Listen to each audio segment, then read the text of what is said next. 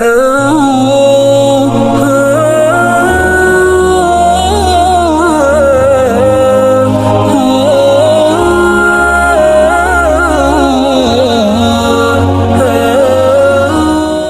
ہمارا اعلان ہے اس دھرتی پر کسی ماں کی کوکھ میں وہ بیٹا نہیں جنا جو علماء دیوبند کو دلال میں پھنسا، کسی اور کو کہنا کسی اور کو کہنا علماء دیوبند دلیل کی دنیا کے بات کیا ہوتے ہیں بات. پچھلے دنوں میرے پاس ایک ویڈیو آئی مفتی واحد قریشی صاحب کی. اس میں وہ چیلنج کر رہے ہیں کہ مرد کی سینے پہ ہاتھ باندھنے کی کوئی صحیح حدیث نہیں ہے، کوئی صحیح حدیث نہیں ہے. آئے ان کا دعویٰ سن لیں. پہلے سینے پر ہاتھ باندھنا مرد کی کسی صحیح حدیث میں نہیں ہے. یاد رکھیے گا کہ یہ وہی مفتی ہیں جو کہتے ہیں کہ کسی ماں نے وہ بچہ جنا ہی نہیں جو اہل حق علماء کو دلیل میں پھنسا سکے. کسی ماں کی کوکھ نے وہ بیٹا نہیں جنا جو اہل حق علماء کو دلیل میں پھنسا جائے. میں دلیل کی دنیا کا ماہر آدمی ہوں. انہوں نے جو حدیث بیان کیا ریفرنس کے طور پر، ظاہر ہے اگر سینے کے اوپر ہاتھ باندھنا نہیں ہے تو کہیں نہ کہیں ہاتھ تو باندھنا ہے نا. اب ہاتھ باندھنے کی جو انہوں نے حدیث پیش کی ہے وہ ذرا سن لے. پہلے اس پہ جاتے ہیں، پھر ہم اپنی دلیل دیں گے کہ سینے پہ ہاتھ باندھنا حدیث سے ثابت ہے کہ نہیں ہے. حضرت علی المرتضیٰ فرماتے ہیں ان من السنہ وضع الکف علی الکف فی الصلاۃ تحت السرہ.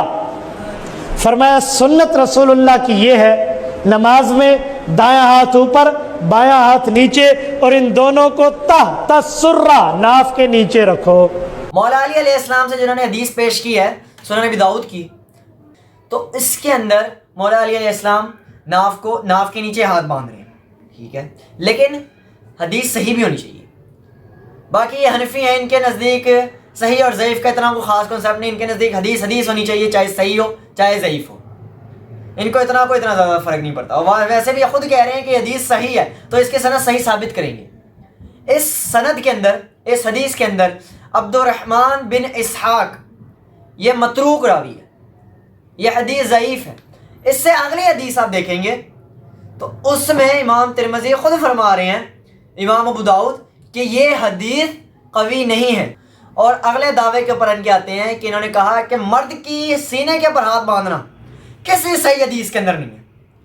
مرد کا نماز میں سینے پہ ہاتھ باندھنا یہ کسی صحیح حدیث کے اندر نہیں ہے. پہلے تو بخاری کی حدیث ہے جس کے اندر اللہ کے نبی اپنا دایاں ہاتھ بائیں ہاتھ کی زرہ پہ رکھتے تھے. تو زرہ کہتے ہیں بازو کو، یہاں سے لے کر یہاں تک یہ زرہ ہے.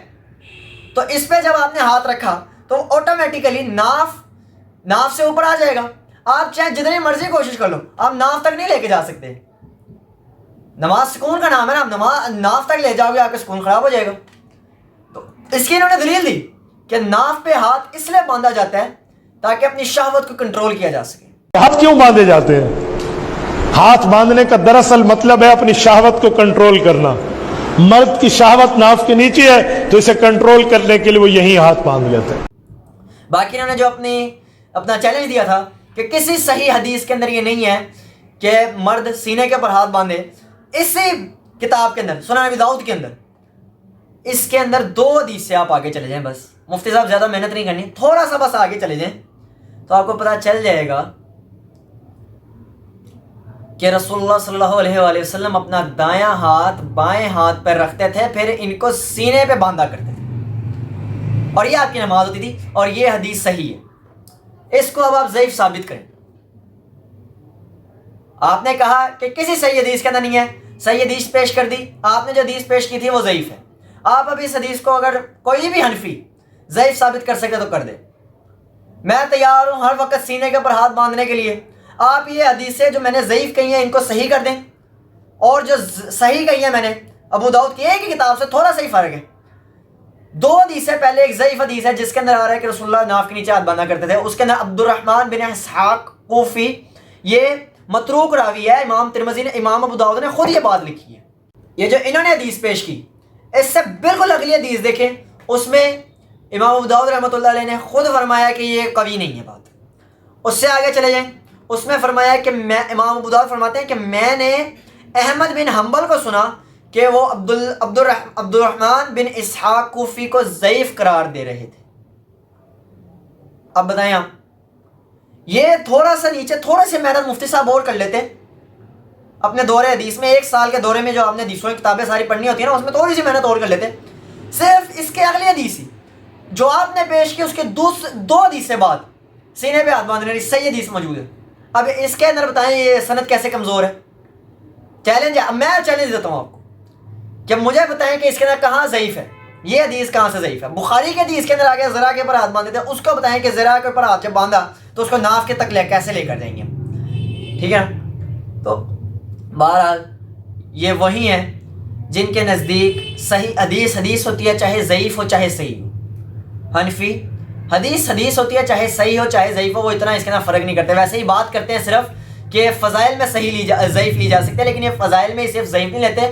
پہلے تو ان فضیلتوں سے یہ اپنے عقیدے گھڑتے ہیں، اپنے عقیدے بناتے ہیں. اس کے بعد مسائل میں بھی یہ لوگ ضعیف حدیثیں لیتے ہیں. جس طرح اللہ سبحانہ و تعالیٰ نے علماء یہود کے بارے میں فرمایا نا، یہ لوگ کتاب کے کچھ حصے کو تو مانتے ہیں، کچھ کو نہیں مانتے.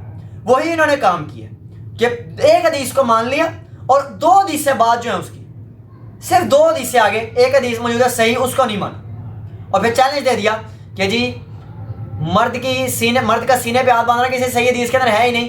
خیر مفتی صاحب کے علم کا اندازہ تو آپ نے یہیں سے لگا لیا ہوگا، ان کے دلیل میں کتنی مہارت یہ رکھتے ہیں، یہ آپ نے یہیں سے اس کا اندازہ لگا لیا ہوگا. یہ دلیل کے دنیا کے تاج بادشاہ آج ناکام ہو گئے اپنی دلیل کے اندر، یہ اپنی ہی دلیل کے اندر ناکام ہے. اور یہ وہی مفتی ہیں جو چکن اور ہین کی ایک بڑی مزے کی تعریف کرتے ہیں، ایک بڑا کمال کا تجربہ پیش کرتے ہیں. ماشاءاللہ اس ویڈیو کا لنک میں آپ کو ڈسکرپشن میں دے دوں گا. ہمارا چیمہ بھائی جو علی بھائی کے اسٹوڈنٹ ہیں، مشہور اسٹوڈنٹس میں سے ہیں، انہوں نے اس کے اوپر ایک ویڈیو بنائی ہے، وہ کمال کی ہے. لیکن آپ وہ دیکھیں، میں اس کے اوپر زیادہ اپنا وقت ضائع نہیں کرنا چاہتا. وآخر دعوانا الحمد للہ رب العالمین.